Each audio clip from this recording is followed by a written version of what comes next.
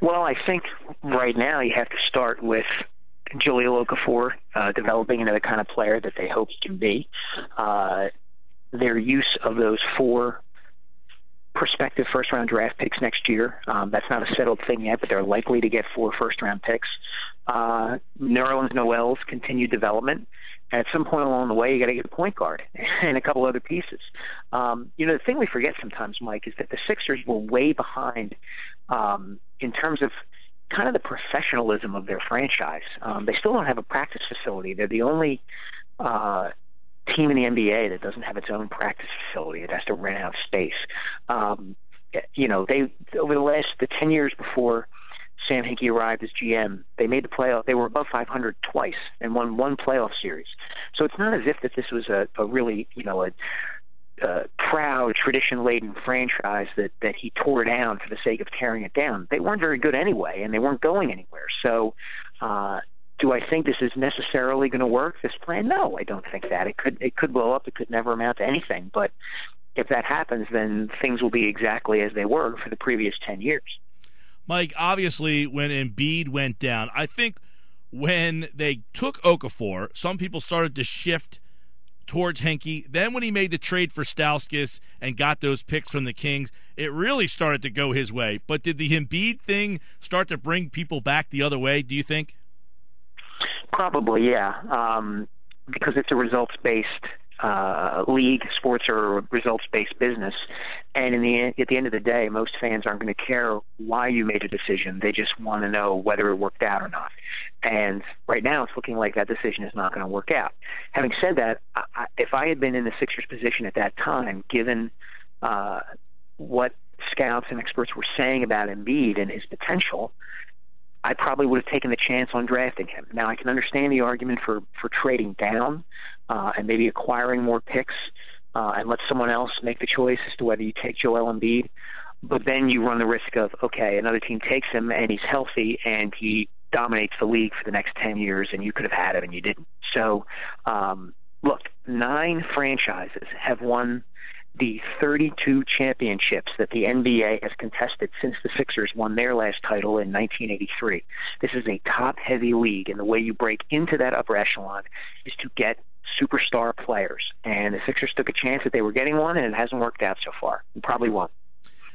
No, and it hasn't worked out so far.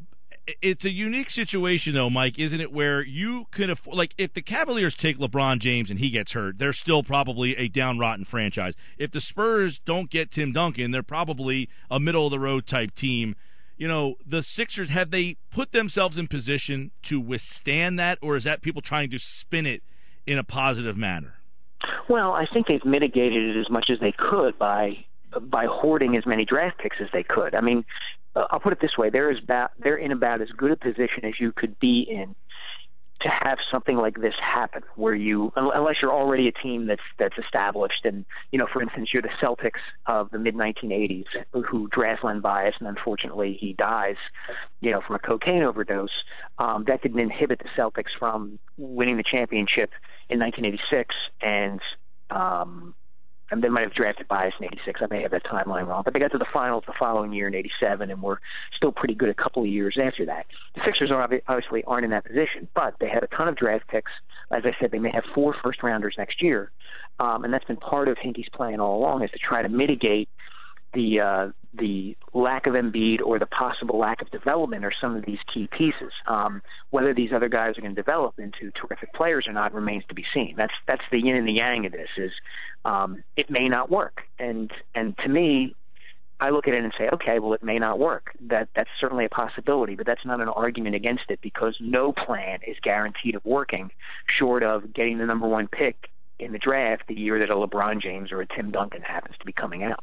That's true, and even if Embiid is healthy, the notion that Noel, Okafor, Embiid, and I guess to a lesser extent Dario Saric, who are the 4 first-round picks that they currently have, all becoming high-level players, that just typically doesn't happen. For them to go 4 for 4 would be something. So I guess we all have expectation that Okafor is going to be pretty good. I think we like Noel. We all think Embiid might be the best player. That would be pretty unprecedented to hit on all 3 guys. It would, but if you talk to Hinkie about this, he'll say that that's the reason why he's collecting as many draft picks as possible. It's because nobody hits on all these picks. Think of it as, I don't know, you've got a chance to win $1 million by hitting a half-court shot. Do you want one chance to hit the half-court shot, or do you want a dozen chances to hit the half-court shot? Everybody wants a dozen, and that's his logic, is that, why am I going to limit myself to one first-round pick and one chance at a transcendent player when through some maneuvering I can get more chances to get that kind of player? Do I think all four of those guys are going to be transcendent players? No, probably not. The odds are against that. But the more bites you have at the apple, the more likely you are that you're going to get a bite that really tastes delicious. Mike, right before you came on, I was talking about how I don't really like the process. I hate, that you had to rip it down, lose almost purposely, if you don't want to use the word tanking, to do this. I don't have to support the rules. They're within the rules. But do you like the way that the Sixers, and support the way that the Sixers had to do this to get to where they're going? It's two different things, Mike. Do I like it? No. I don't see how you can be a sports fan and like it. The problem is I do support it because the rules are set up to incentivize teams in the NBA to do this. A great basketball player has such an outsized impact on his team's fortunes and the outcome of the game that you almost have to do this if the opportunity to get one of those players presents itself. Think of it this way. When part of the reason the Cleveland Cavaliers were in the finals and had a chance to beat the Golden State Warriors once they got to the finals was because they had LeBron James. That was it. Take LeBron James out of that equation, they have no shot against the Warriors at all. It's akin to if you're the Anaheim Angels, the Los Angeles Angels of Anaheim, you can send up Mike Trout every single time to the plate from the sixth inning of a game on. That's what the Cavaliers can do with LeBron James. They can give him the ball every single time if they want to. And basketball is unique in that regard. It's different from baseball or football or even hockey in the outsized importance of one guy. So if you get that one guy, if you get LeBron, if you get Duncan, and you're able to surround him with really good pieces, you can win for a long, long time. And that's what the Sixers are trying to do. Again, it doesn't mean it's going to work, but it's better than what they were trying to do the 10 years before Hinkie got here, which was being in that netherworld of being just good enough to maybe make the playoffs, but never bad enough to get those kind of players. At what point, Mike, do you think the fans just tap out and say enough is enough? I'd rather be 41-41. I don't know that they are at that point yet. I'd like to think that Philadelphia fans are smarter than that. That we'd rather just be 41-41. Well, then, why are you coming to the games? Is it just for the entertainment value, or do you want a team that has a chance to win? I've seen some emails and gotten some feedback on my columns about Hinkie in this regard, that, I liked it better when Andre Miller and Andre Iguodala were here and I could watch the games and I might have to see them win games. Okay, but you weren't going to win anything of consequence. And you were going to have a team that went 40-42 or 41-41, and you were going to be stuck there virtually forever until you did something like this, or until you got hit by a bolt of lightning. And the Sixers had a chance one year to get hit by a bolt of lightning. They had the number 2 overall pick, and they blew it. They took Evan Turner, who was not a transcendent player. So you have to get really, really lucky, or you have to be really, really bad at the right time. And the Sixers were not either one of those things. So, to answer your question, I would give it maybe another year or two. I think next year's draft might be the tipping point. If they don't end up with the 4 first-round picks, or they don't get some, or Okafor, doesn't quite develop this year the way that they thought, or doesn't show that he's the kind of player they thought he was going to be, I would say next year could get ugly in terms of fans' impatience. Yeah, and does it get ugly within the ownership group too? Does Josh Harris finally step in? I mean, I saw an article the other day that suggested that this team has, made a lot of money, even with 37 wins over 2 years. I think there was a Grantland piece on this about the fact that this organization, since the new ownership's taken over, Mike, is raking in the dough. Yeah, you've heard scuttlebutt that some of the other owners aren't happy about this, but there's been no indication that Josh Harris, as the principal owner, is unhappy with this. And he's a guy who, he made money by investing over the long term. I mean, this plays into the way he built his fortune. So, he's a mutual fund guy. That's what they do. So the idea of being patient and waiting for that is not something he's necessarily going to be opposed to. The question becomes, do they stay in embarrassment for so long that they finally just throw their hands up and say, okay, we've had enough of being ridiculed. We're going to change the way we do things. The back argument, the counter argument to that is they try to quick fix it in the very first year that Harris owned the team, and they ended up trading for Andrew Bynum, and the entire thing blew up in their face. Yeah, that was them taking a swing and obviously missing there. Is this equivalent of them taking a swing, just a much longer, bigger swing? Yeah, I think it kind of is. But again, I don't think they're any worse off than they were before by doing this. And again, it has the potential to result in a big payoff. I was discussing this with somebody the other day, and I was trying to think of the proper analogy, and maybe it's this. Maybe the Sixers are kind of like a baseball team that's down by 1 run in the bottom of the 9th inning with 2 outs and a runner on first base. And the question becomes, they can send up, let's say they have their 8 and 9 hitters coming up, and you can send up a couple pinch hitters.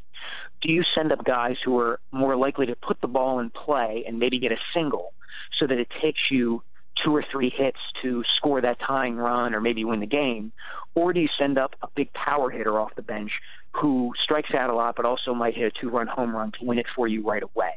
And they are clearly about sending the power hitter up there to try to win the thing right away. They want chance after chance at getting that big guy. They are not about drafting a guy who's going to play next year, who may be an okay player if there's somebody on the board who they think is going to be better down the road. That's why they took Saric. They think he's worth the 3-year wait for the player he's going to be once he gets here. Is that going to work out? Again, I don't know. It may not. And okay, then what? Then have you wasted all these years? Well, you wasted the 10 years before that too, and nobody complained because of the appearance of trying to win. It's 6 and 1, half dozen the other to me. Yeah, Mike Sielski's with us, columnist from the Philadelphia Inquirer here, Philly.com, 97.3 ESPN. Yeah, and it's like, as you wrote, why can't you put a competitive team on the floor and try stumbling? You go right back to needing to get hit by. I mean, if you're the team that finds like Paul George, that gets a 13th, 14th, 15th pick and he turns into something, that doesn't happen very often. So that approach where some people say, well, you just kind of keep going along and maybe you'll run into something. It doesn't seem that way was working. So why not embrace this way? Right. And what has Paul George gotten the Pacers? I mean, he got them close. He got them to the Eastern Conference Finals once. He was hurt or twice, I guess. But it's not as if he's the fulcrum of a dynasty in Indiana. I mean, they're breaking the whole thing apart now in anticipation of him coming back. I go back to the nature of the NBA. It's a top-heavy league unless you have LeBron, Duncan, Kobe, Michael Jordan in the mid-1990s, Magic Johnson or Larry Bird in the 80s, Isaiah Thomas, who was the number 1 or number 2 overall pick when the Pistons got him in 1981. Unless you have a guy like that as the center of what you're trying to do, it's really, really difficult to build a championship team. Look at the teams that the teams that have won it once in the last 32 years. The Dallas Mavericks had Dirk Nowitzki. He was a high lottery pick, and they were fortunate to get him. They took a chance on a European player when doing such things weren't kind of in vogue. The Golden State Warriors got Steph Curry because the Minnesota Timberwolves had 2 point guards before them and didn't draft Steph Curry, and Curry was still there at the number 7 overall pick. So, it's some luck plays into it. There's no doubt about it, and I think luck has not been on the Sixers' side. I mean, when they took the swing for Bynum, people thought this could have been a team that was on its way to an Eastern Conference, top 4 at least that 1 year, and he never played. Do we think that luck will again not be on their side? Do you, Mike, think that Joel Embiid will ever play for the 76ers? I'm skeptical because I'm not sure. You missed 2 years with this now. It's not healing properly. That suggests that there might be something. Again, I don't know for certain. I did talk to an orthopedist who deals with world-class athletes. I spoke to her over the weekend and used some of that in my column. I wonder if there's something endemic to Embiid's physiology or genetics that might cause foot problems, that might cause bone issues. Remember, he also had a stress fracture in his back while he was at Kansas. I would be surprised if Embiid were a productive player for a long time. I'm not ruling it out completely, but just based on what's happened so far, I'd be surprised. Yeah, and I guess everybody has a right to be surprised and be somewhat skeptical if he has missed 2 years. We'll see what his future is. Do you think then it's as simple as if Embiid doesn't play, this plan doesn't work, or if Embiid plays, it will work? Is it that easy, or there's some more variables than just that? No, there's some more variables there. I mean, we don't know what kind of player Okafor is going to be yet. He may be a great player. He may be a not very good player. He may be a pretty good player who needs a couple other pieces around him. Again, they could have 4 first-round picks next year. We don't know where those picks are going to be. We don't know who's going to be available. We don't know how good those players will be who will be available. I don't think the entirety of the plan rises and falls on Joel Embiid. That said, to have him healthy would mean that this plan would be a hell of a lot further along than it is now. Mike Sielski, the full column is over at Philly.com, the Philadelphia Inquirer. And, in the end, the last question that you kind of acknowledge is, so you acknowledge that the plan might not work. How much of a monumental failure would this be if 2 years down the road they are still not ready to be a franchise, a playoff-level team? Would this be a almost epic failure? I mean, they were an epic failure before Hinkie got here. I mean, and they were trying to win. I find it hard. That's the kind of thing, Mike, is that, it's distasteful to watch this kind of basketball night after night after night. But they had no prayer of winning a championship or competing for a championship or being an upper echelon team for the 10 years before that. They won 1 playoff series, and that was against the Chicago Bulls team that was missing Derrick Rose, among others. So they were fortunate to win that 1 series. So the idea of this being an epic failure, it's not like the Phillies. I mean, the Phillies were the best team in Major League Baseball, and it completely collapsed within 3-4 years. That's not what happened here. The Sixers were a non-factor before Sam Hinkie got here, and if the plan doesn't work, they'll continue to be a non-factor. I don't see that as an epic failure. I see it as they tried a plan that had the possibility of working, unlike what they had been doing before this, which had no chance of working, and it didn't work. Okay, so you're in the same place you always were, just another franchise in the NBA. 37-127 in 2 years as GM and coach, Sam Hinkie and Brett Brown.